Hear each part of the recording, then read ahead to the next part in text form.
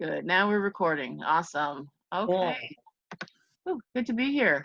How are you? I am still vertical, which is a good thing. Always a good thing. I'm actually Always not. good. I'm lying in my bed while I record this. Ooh. Well, I tried doing a Zoom sitting on my bed and resting my little old Mac on a pillow, and it overheated so badly it shut down. So I'm actually leaning on my dresser. That will not. Yeah, it's not good when it. I've usually got a fan nearby, so if it gets too warm, I'll actually lift it up and Yeah. point the bottom of it at the thing. So Well, here, my I've Mac, just I love my Mac, but it's 5 years old, and that's ancient in computer years. It definitely is. So while we're here, let's talk about you, Alice Loweecey. How do you? Now I looked for you on Amazon, and I can only find like little mystery novels. So what brings you to horror? Well, you have to plug in Kate Morgan, and there's more than one Kate Morgan because up until this past year, I've been writing all my horror under that name because branding. Ah, I started out writing cozy. Well, no, I really wanted to start out writing horror, but the first book I sold was a cozy. And this is a true story. There's a cozy conference called Malice Domestic. It's held every year in Maryland. It's Agatha Christie types, okay, and it tends to the sweeter and lighter. And no joke, I write sweet, light, funny mysteries. And when I mentioned to a little old lady I was talking to that I also write horror, she actually backed away from me. So pen name, yes. I've written my favorite horror I have written is called Demons for Tea with Omnium Gatherum, and it really was the book I had the most fun writing, and a reader told me she could tell. So that's the angry ex-priest and the 1200-year-old shapeshifter who pushes all his buttons. it sounds like quite the story. I'll have to check it out one of these days. It was Demon and Tea. Demons for Tea. Demons 4T. Okay, I'll check it out when I always have this immediate, I want to go on Amazon quick wish list it, but I've got a host here. That's So cool. so how long have you been writing? I've been writing since I was 9. I'm an old broad, but I've been writing, and now that we're in quarantine, yes, the gray comes through. But I started writing with a goal to publication in 2005. And that was when I thought I was writing Christian fiction. Oh my. Oh, yeah. So I entered this unpublished contest run by the American Christian fiction writers, who have really turned into like little bitty Nazis. They're creepy now. But I was a finalist. So that was the very first conference I went to. It was 1,500 people. I was totally overwhelmed. I went back to my room and cried. I was just so completely overwhelmed, and I lost.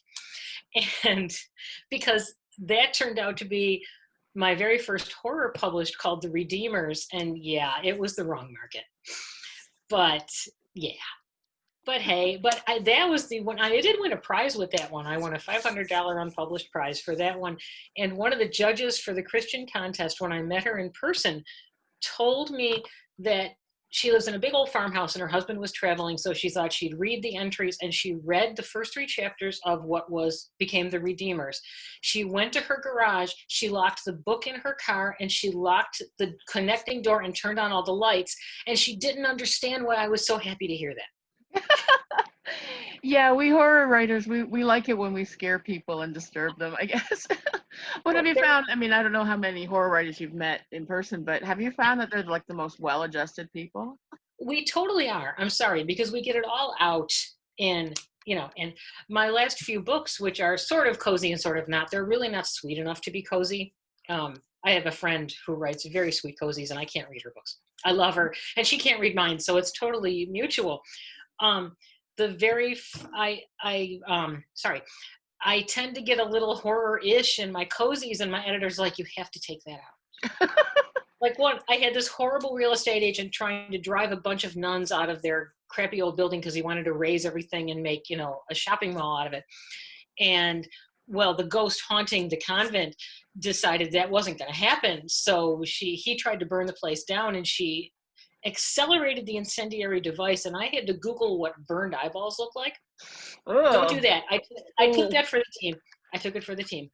And when I put it in the book, even really toned down, my editor immediately said, oh, no, no, no, no, you have to take this out. So someday I'll use it. Yeah, I've Googled Yeah. white phosphorus Oh, and castration tools, so I oh, feel you. oh. Ooh. No, thank you. Yeah, No, no, no, no, no. yeah. Yes, I've Googled some interesting things. I have, and you know, there's always one person who feels compelled when you meet them to give you what they consider an unbiased review. Those people that don't have the filter between their head and their mouth. And I had a coworker tell me, she's like, what is this? I did mole divination, you know, where a mole is on your face, and it's like palm reading. It says what your personality is. And I Okay. thought this was so fascinating. I had to put it in a book. So I had this little bitty old nun who couldn't speak a word of English trying to tell my detective, look, he's got a mole up here, and that means he's devious and evil. And she thought, you know, you are so stupid because you don't understand me. And my coworker said, what is all this? So I'm trying to explain it to her, and I was so excited. And she said, well, I think it's stupid and you're weird. And I said to myself, yeah, but I've got your $15. Yeah, yeah. There's that's. So, I mean, at that point, you know, it doesn't matter anymore. yep. So, yeah, that's why, yes, horror writers are really well adjusted, I find. Yes. All right. So the next question is, oh yes. So speaking of horror, your story for not just a pretty face is the very furthest thing from cozy. It's actually very disturbing. Yes. So let's talk about that. It actually has my favorite first line. That is the first line I've written that I love the most. So, the trees cast shadows made of dreams in a dank cellar. It's like, I actually got that, no joke. Somebody randomly posted one of those prompt things, one from column A and one from column B. And it was a whole list. And I was in the mood, so I downloaded the graphic and I looked at it later and I said, And it was like, beware the obelisks, they have teeth.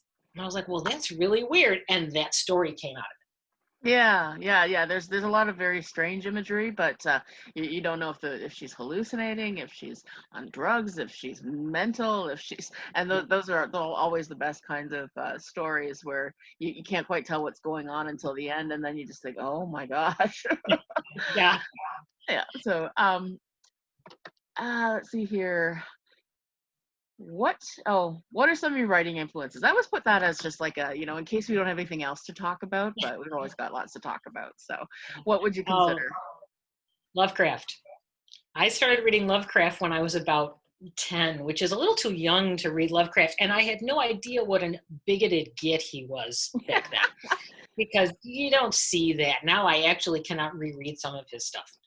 But I love Lovecraft because he can spook you out in broad daylight. The Color Out of Space, which is like, is it a nuclear bomb? Is it a nuclear alien entity? And it just creeps up behind you. And I've read the story, oh God, 24 times, and it's still creepy. That's why the poor thing never makes good movies out of those stories. They're too subtle. Yeah. But Yeah. Lovecraft, and of all things, go ahead. Oh, I was just gonna say, I just, I have a hard time reading him. I could never get into him. I try so hard because I know, I mean, Lovecraft, he's like the big, but I can't stand it. I can't stand He's the man. no, he's not everybody's cup of tea, and he really is disgustingly bigoted. You can't even say he's a product of his time. He's just a bigoted jerk. Awful. Yeah. But yeah, it is. There's some, I wish I could remember this author's name. I have read the novella. It's called The Ballad of Black Tom. And what this author did, he inserted a new character into the horror at Red Hook, and he turns it on its head, and it's absolutely brilliant. And I didn't realize it when I borrowed the book from the library. And I'm like, wait, I recognize this name. Wait, I recognize the scene. And then I realized what was happening. So I just finished a short story for a submission call that turned out to be a Lovecraftian detective story. Okay. I thought, Is well, it? what if I do this and what if I do this? And it turned out to be this whole detective alternate dimension with humor, because it seems that everything I write has humor in it. It Yeah. just works that way. It comes out that way. Yeah, I there don't know seems why. to I find there are a lot of parallels between horror and humor. Now, I don't write humor well. If something I write is funny, it's usually accidental. But there are correlations. There's a book called Write Like the Masters by William King, and he does a whole chapter on Stephen King, and he explains how King create suspense by creating a call and answer. So you set it up, and then you respond again, and then you ratchet up the tension, and then you go up, and then you get the payoff. But vaudevillians do this too. So they'll introduce a joke, and then they'll refer back to it, and each time it gets funnier because of the call and response. And yeah, there's a real correlation between horror and humor that way. And sometimes, you know what, honestly, I don't know if you find this, but if you're just trying to explain what a horror story is about, a lot of the time it is pretty goofy if you think about it. If you think about it, yes. So I mean, I love Brian Keene. I worship Brian Keene, even though I actually can't read some of his stuff. He's into splatterpunk, and it's a little too much for me. And I'll tell you, once I had kids, there's a whole subset of books I don't read anymore. You anything know, with children being horribly harmed, your perspective mm-mm. changes as a Don't do it. parent. But I love Brian Keene. I love what he does. He blurbed Demons for Tea. You probably heard my squeal hit the Richter scale when I did. Because he compared he said people who like, oh my gosh, Harry Dresden would like Demons for Tea. And I'm like, yes. So, yeah, if I describe horror, it just sounds right. If I describe Drink Me, the story I wrote, okay, there's a lady and it's sort of apocalyptic and people are turning into these creatures with multiple eyes and there's little bugs that might bite you and turn you. And she may be on belladonna and she may not. And she keeps trying to make pine needle soup and wonders, did she have a daughter at one point? It makes no sense. It's like, what are you smoking? But it works. Sure, they pat you on the head. Yeah, and it works, and it just, the more you think about it, the creepier and weirder and more uncomfortable it gets. It's like, I'm so happy. what? Oh, ah! I love stories like that. That's why I love that story so much. I had to have it. So, yeah. Thank you. Yes, I love, and now I'm just calling myself the final girl because it's the last story. I think that's my new name. I'm usually the hat lady because if I go to conferences, I always wear these. So people say, yes, the hat lady's here. So now I'm the final girl. Yes. All right, so I'm gonna wrap this up just because I want to try to keep the interviews more sort of shorter promo so we don't lose the audience or whatever. And I'm terrible at editing. I can't figure out any of it, so I put it up raw. I'm like, okay, hopefully it's not too bad. So last step is, what's next for you? Do you have anything else going? Anything else you'd like to talk about? I have written 13 books now and several short stories, and most of them have been published. So I figure now I have the chops, and I am writing the book I've been wanting to write half my life. Are you familiar with Greek drama? A little, to the muses and the choruses, and a little bit. Okay. Hercules, right? Not that one. There's the there's the Oresteia, which is, this is the short version. Trojan War. Agamemnon goes off with his brother Menelaus to get back Helen of Troy. And while he's gone for 10 years, his wife's pretty ticked off because he sacrificed their oldest daughter for fair winds. And this guy shows up and says, hey, your husband's father served up my little brothers for tea. Let's both get revenge together. And they do. Now, that's a really short version of it because I could go on talking about this for like half an hour without a break. But I've taken that and I've reset it into a modern day traveling carnival. Oh, that sounds And amazing. I am having, and this is one of the darkest things I've ever written. There is no humor in it whatsoever. Nobody is redeemable. It's great.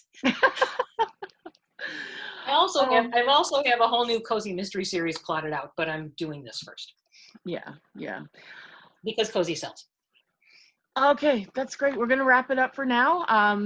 Maybe there will be more of these in the future, but for right now, we'll chop it short. But it's been great talking to you. Thank you so much, and I'll put this up on YouTube with the link. Thank you. It's good to see you too. Have a great night. Bye. Thanks.